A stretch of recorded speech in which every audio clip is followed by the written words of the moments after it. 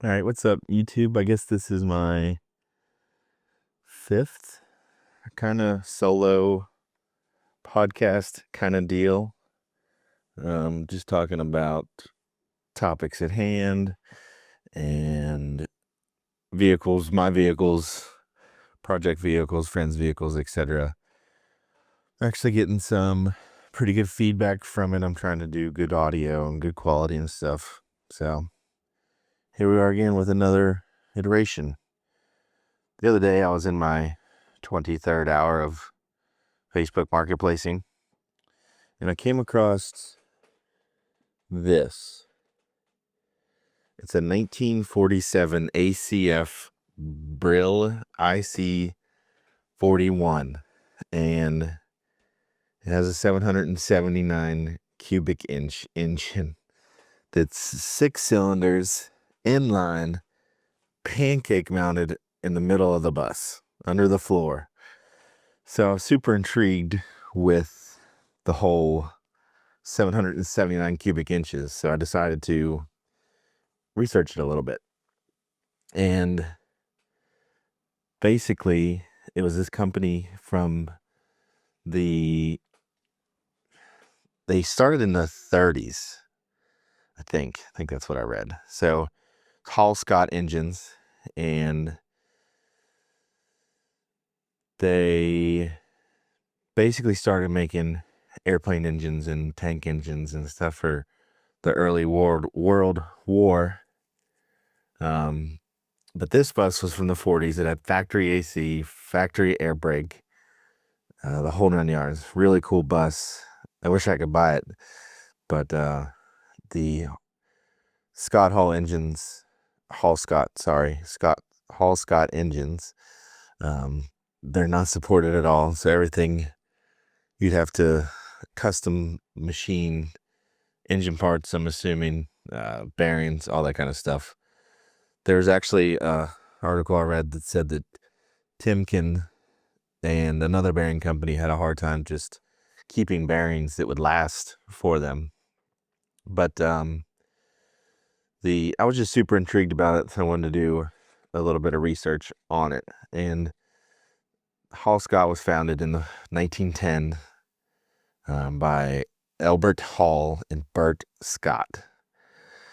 So their first production was a rail car in 1909, which is pretty neat.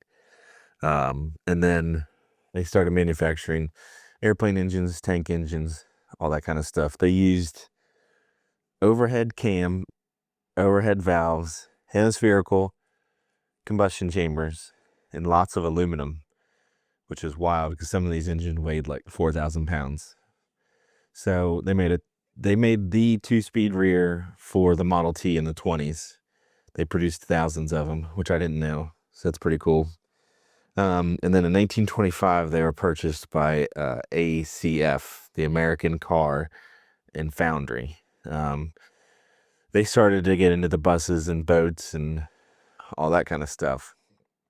In the 30s, they were mostly well known for the Invader engine, which was 998 cubic inches in 6 cylinders. So that's about 166 cubic inches per cylinder, which is comparable to a GM L3B Turbo Max that's made today. I think it's still made today. In 2024, they had the 2.7 liter turbo engine that was in the trucks and stuff. They called it the Turbo Max. So 2.7 liters per cylinder, which is wild. Engine had 2 spark plugs, 5.5-inch bore, 7-inch stroke, and it only made 250 horsepower, and it weighed almost 2,500 pounds, which is insane. So they've always been making big stuff, and they were used in trucks, buses, stationary generators, all that fun stuff. So this bus that I found on Marketplace,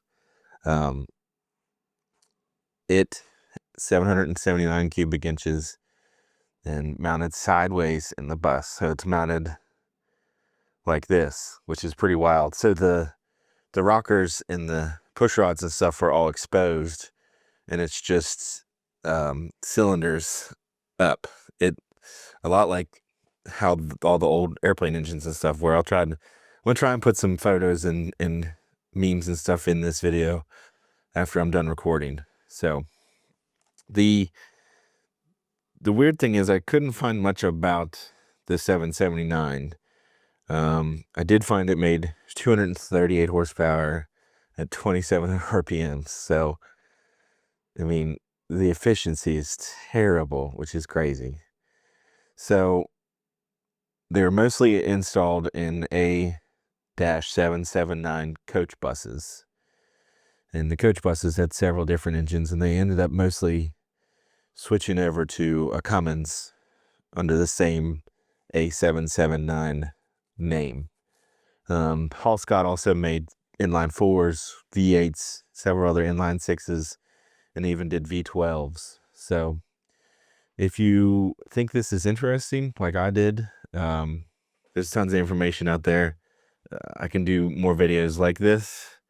It was pretty fun to research something like this and find out some lost and buried information, because I'd never even heard the name before, and I'm not into engines and stuff like that. But yeah, if you find this interesting, if you know anything about Hall Scott engines, comment below. But yeah, let me know what you guys think. This is the 5th episode, I guess, if you will. I'm doing some like short 6 to 10 minute videos, trying to get some stuff out there and see how it does. So see ya.